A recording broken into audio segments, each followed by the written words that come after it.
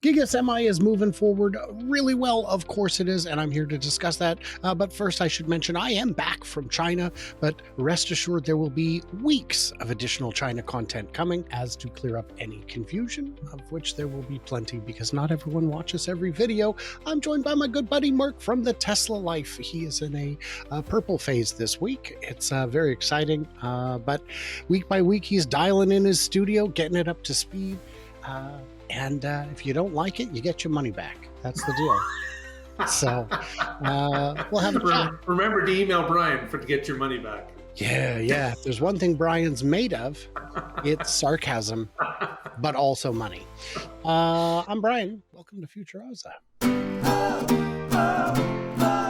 I was just thinking of a scene from Brooklyn Nine-Nine where Andy Samberg's character gets in trouble and he's like, and of course, if you need to complain, my name is Santiago. Amy Santiago. No, Peralta, it's not. Darn. It's worth a shot. So we're having some fun out at Giga iWest, which we're just going to call it that. This is how it's done. As usual, I will be showing stills from the video, but not the video itself, because I want you to go over to the Tesla Semi Advocates page and check it out yourself. Give him a thumbs up. Give me one while you're at it. It doesn't cost anything.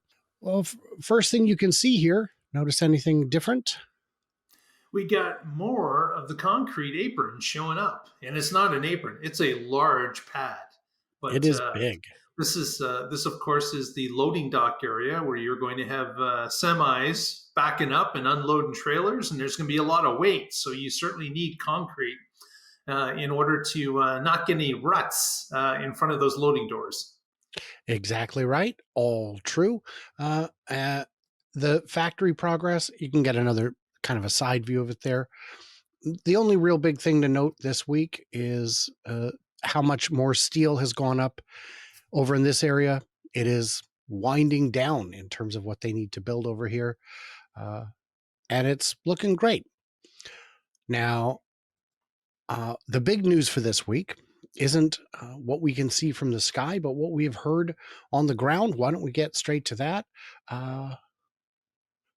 Should I just play this? It's a minute long. You guys can get through it. I'm Dan Priestley, and I lead the semi program here at Tesla. Welcome to the inside of the semi factory up here on the Giga Nevada campus. We've been spending the last several months constructing this building, mostly with the walls, all of the pillars and columns that you see behind me, laying concrete, putting the roof on, and now it's time to populate the building. This factory is designed with an annual capacity of 50,000 units a year. So over the next several quarters, we're going to be industrializing this factory, installing the equipment, and preparing for high volume production. First units are set to be on the line by the end of this year, and we'll be ramping the factory throughout 2026. The Tesla Semi is designed to be directly swapped in for diesel trucks without having to compromise. This is an instrumental product in helping advance Tesla's mission. There's a lot of exciting stuff coming through the next year, not just here in the factory, but also on the product itself. Over the last few years, our pilot semis have been out in the world, operating in fleets such as Tesla's own internal operations, showcasing electric trucking is ready for scale. Okay. Yeah. Thoughts? I think they need to reverse the logo upside down at the end of the video, so it says iWest. Well, I figured it was pirated content because it does need to be rotated. That's true. We do need to flip that. But other than that, good to see a progress report from Tesla internally, and always interesting to see some drone shots of the current state of affairs inside the factory. And of course, that wasn't Zangler's drone because that one would have been shot down. But this drone was flying all over the factory, and again, great to see the progress. I love the shot of the concrete pads that they have been pouring, and they had those little green machines that float on the concrete and smooth it out. I always thought those things are kind of amazing. They kind of look like hovercraft as they make their way across and smooth the concrete. But faster, quicker, better, cheaper. What do you think of the timeline that we just heard? I think the timeline has slipped just a little bit, maybe by a quarter or two. Yeah, maybe by a quarter or two. By the end of this year for initial production, but ramping through next year. We had hoped for, Q2, three for first production. So it is a good quarter behind, I think is a safe estimate there. Yeah. Um, but it's, It's still not exciting. surprising, is it? Like, really, this is a large structure. They've got, as mentioned, we thought that they might have been installing some equipment already, and based on this video, it seems that that really hasn't happened all that much, if at No, all. no. The equipment that I've been able to confirm was loaded in was all like utility equipment. So not production equipment, but support equipment. So that's unfortunate. We'd hoped, of course, to see a slightly quicker timeline. What do you think about the 50,000 units? Well, the 50,000 units has been the standard number that has been floated for some time now. We get a lot of comments in our videos about why are they just stopping at 50,000? Why don't they do 100,000? Why don't they do 150,000? Because, of course, Tesla is setting the bar realistically, and they know what the addressable market is in the semi world, and 50,000 fits what they want to do. So they're not wanting to get overhyped, but they could go larger when they need to. But right now, 50,000 is going to be a ramp that they are going to need to get to. And whether you say it's 50 or 75 or 100, you still have to get to the first 50. So let's just get that goal out and finished up front. 50,000 would represent 20% of US supply for Class 8 trucks. I think 20% market share is sufficiently ambitious. And what really gives me hope is the idea that if you can build 50,000 in this building, you'd only need 4 more buildings to cover 100% of US demand. That's pretty good. That's a good utilization of space. So I'm not worried about True. I'm not worried about any of that. I did like the comment that this is without compromise. You can just swap it in for a diesel truck. Yeah, at 500 miles of range, you can. If you're talking about the e-Cascadia, the Freightliner, the Mercedes, the BYD trucks, those have substantially shorter range, but they're getting better. I think Volvo might be up to 300 now, but 300 and 500 are very different. 500 is about a full day of driving, especially if you take your uh, mandatory break in the middle, where you could juice up for the remainder of the journey. So unless you're hot swapping drivers, which is a pretty unusual use case, you've got more than enough battery to get you going. Right.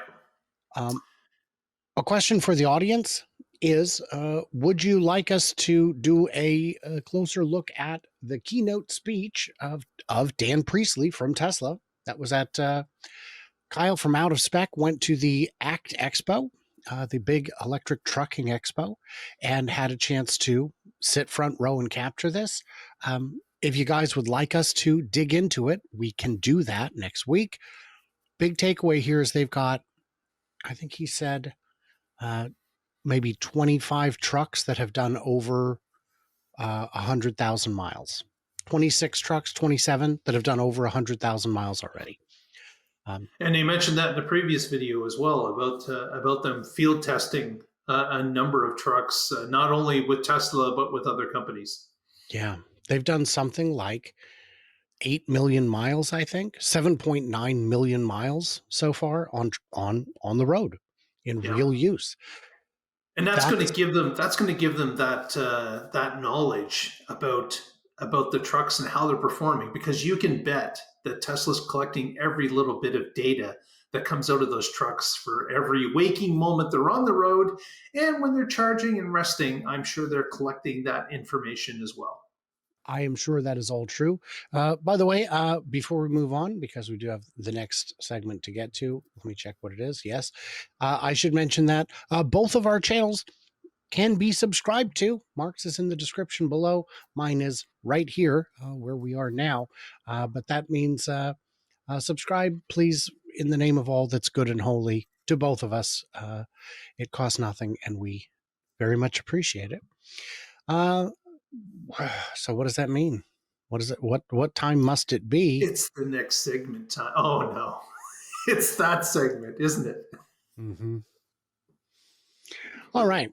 So we're going to get into the Q&A hole. We're going to drop into that hole, answer your whole questions.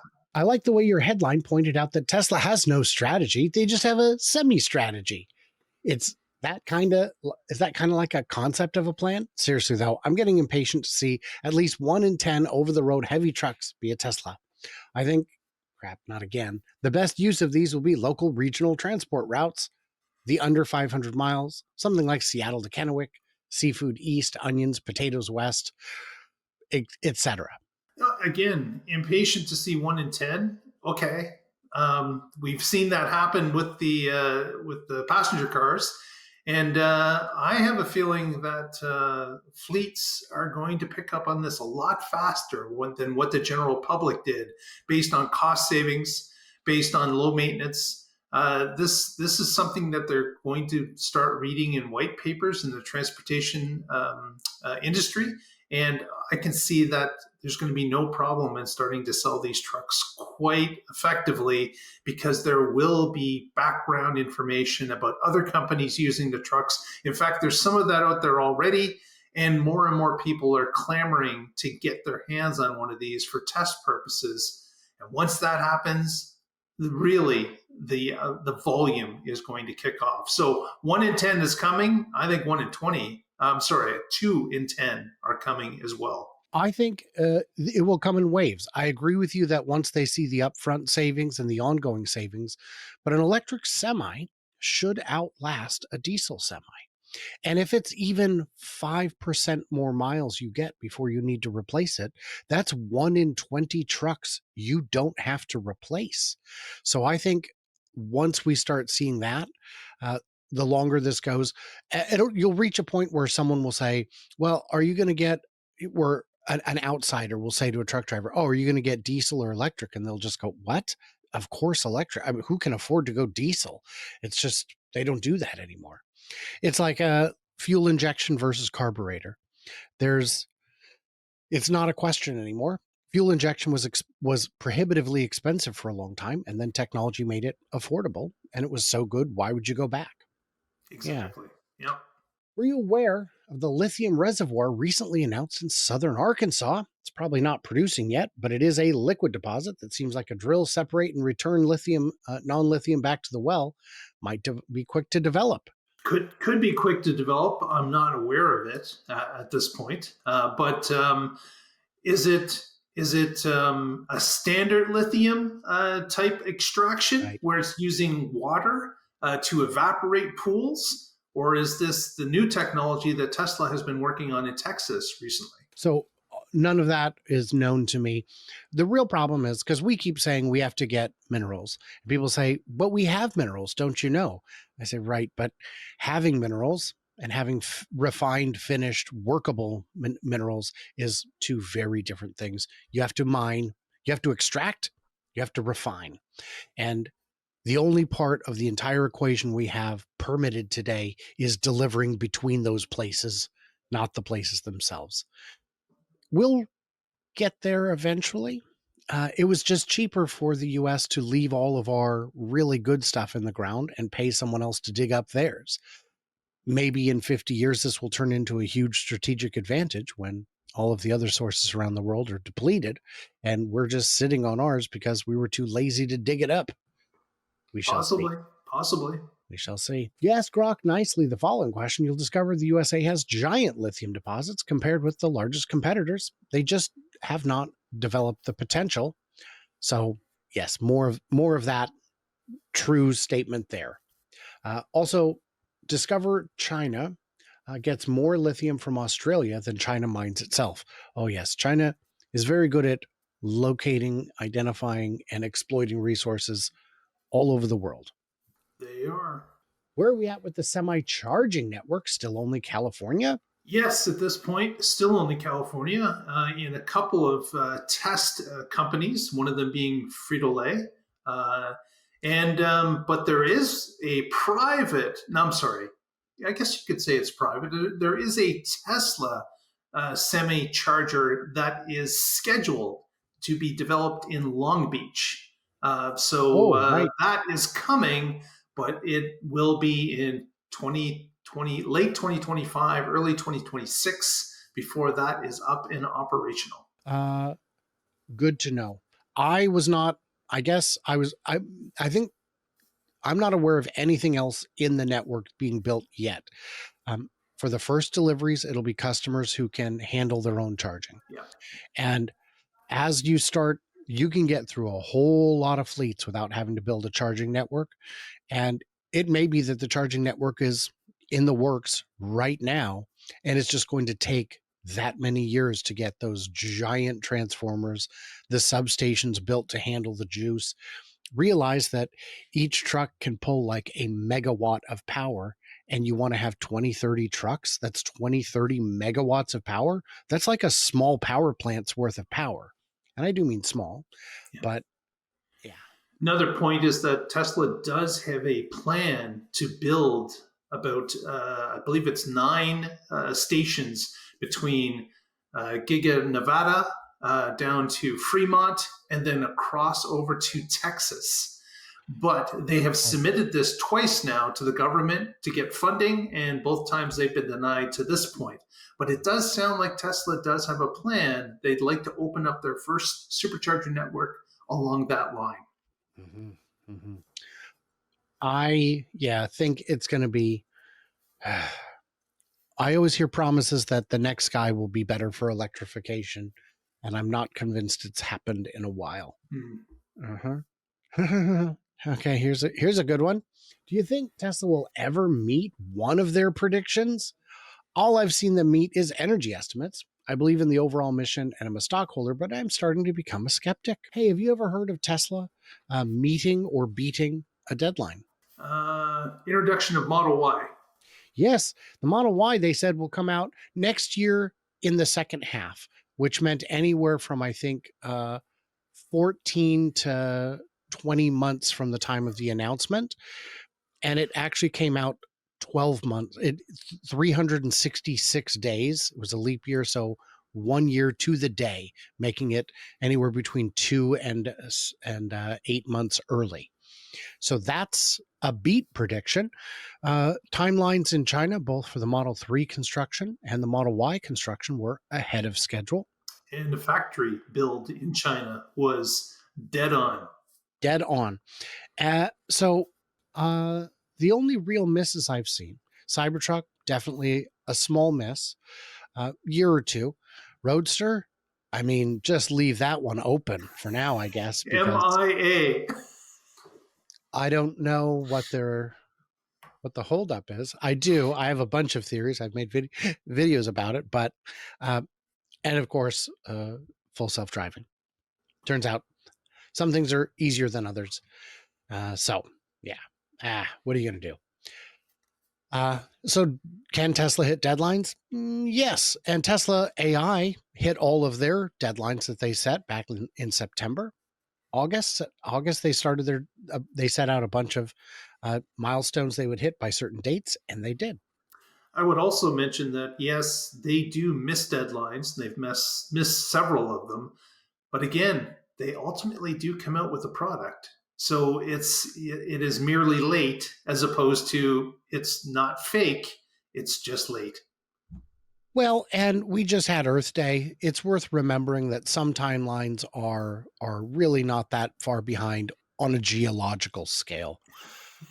Need to offer another incentive, maybe 100 dad jokes for the 100,000 subscriber video.